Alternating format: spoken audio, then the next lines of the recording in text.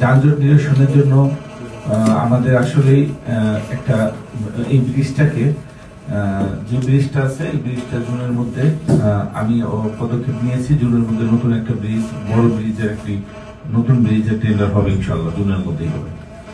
আর আমার আরেকটা পরিকল্পনা আছে, আমরা যে খেয়াঘাট আছে, খেয়াঘাটটা আমরা যদি দুইটা ব্রিজ সমানতালে পাশাপাশি নাও করতে পারি, ওইখানে আমরা একটা নান্দনিক ব্রিজ করব।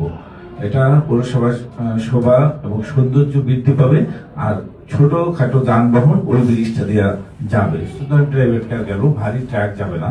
নান্দনিক ব্রিজ যেটাকে বলে, নান্দনিক ব্রিজ করে দিলে মানুষ হাঁটাচলা করতে পারবে, আর রিক্সা, ভ্যান, তারপরে আমাদের ছোট প্রাইভেট কার গুলো যেতে পারবে। এরকম একটা নান্দনিক ব্রিজ করার আমার একটা প্ল্যান আছে।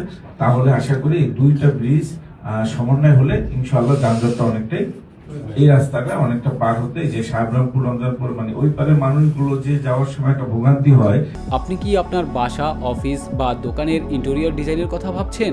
আমরা আপনাকে দিচ্ছি আধুনিক ডিজাইন ও কোয়ালিটিফুল কাজের নিশ্চয়তা। একটি আধুনিক ইন্টেরিয়র আপনার মন মানসিকতাকে আরও প্রাণবন্ত করে। আর নিজের বাড়িতে আধুনিকতার ছোঁয়া কে না দেখতে চায়? তাই আপনার স্বপ্নের বাড়ি কিংবা অফিসের ইন্টেরিয়র ডিজাইন করুন ডেকোর অ্যান্ড ডিলাইটের মাধ্যমে। সেটা আরেকটা বিষয় হচ্ছে, আমরা যেই পরিমাণ আমাদের বাস এই রাস্তায় ঢোকে, সেই পরিমাণ রাস্তা তো আমাদের কত বড় রাস্তা না। হ্যাঁ, কিন্তু আমরা যখন গাড়িটা যদি বন্ধও করে দিই, দেখুন এখন যারা 1-2 বছরে অভ্যস্ত হয়ে গেছে, এটা নিয়ে কিন্তু আবার আমাদের যারা সাধারণ জনগণ আছে তারাও কিন্তু আমাদের মানে সেটাও মেনে নিতে চায় না।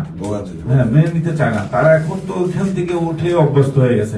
আগে ভুলঘাটা থেকে উঠতো, সেইটা একভাবে অভ্যস্ত ছিল, এখন ওইখান থেকে উঠে একভাবে অভ্যস্ত হয়ে গেছে।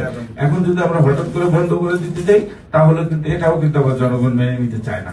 এই জন্য একটা ভালো একটা সংকটে আমরা পড়ছি। তো আশা করি দোয়া করবেন, আমরা যেন সাহেবরামপুর থেকে যেহেতু বাসগুলো ছাড়ে, অন্তত এই রাস্তায় যেন আমরা 4 ফিট 8 ফিট আরো রাস্তাটা বড় করে দিতে পারি।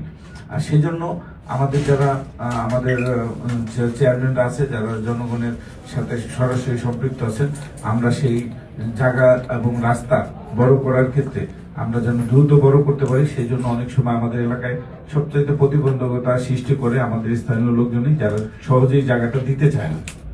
হ্যাঁ, সহজেই জায়গাটা দিতে চায় না। এই জন্য আমরা অনেক সময় এই কাজগুলো করতে গিয়ে অনেকটা হয়রানির শিকার হয় সবকিছুতেই। তো এই জন্য আমরা যতটা চেষ্টা করব যত দ্রুত সম্ভব এই রাস্তাটা বড় করা, ব্রিজের সাথে সাথে এই রাস্তাটাও যেন আমাদের মানে 4 ফিট 8 ফিট বড় করতে পারি। সেই জন্য আমাদের চেষ্টা থাকবে, জুনে যে টেন্ডারটা আসবে জুনের আগে, সেটা যেন রাস্তাটাও বড় করার জন্য চেষ্টা আমার থাকবে। এই বিষয় নিয়েও আমার ইতিমধ্যে আলোচনা আমি করে ফেলেছি।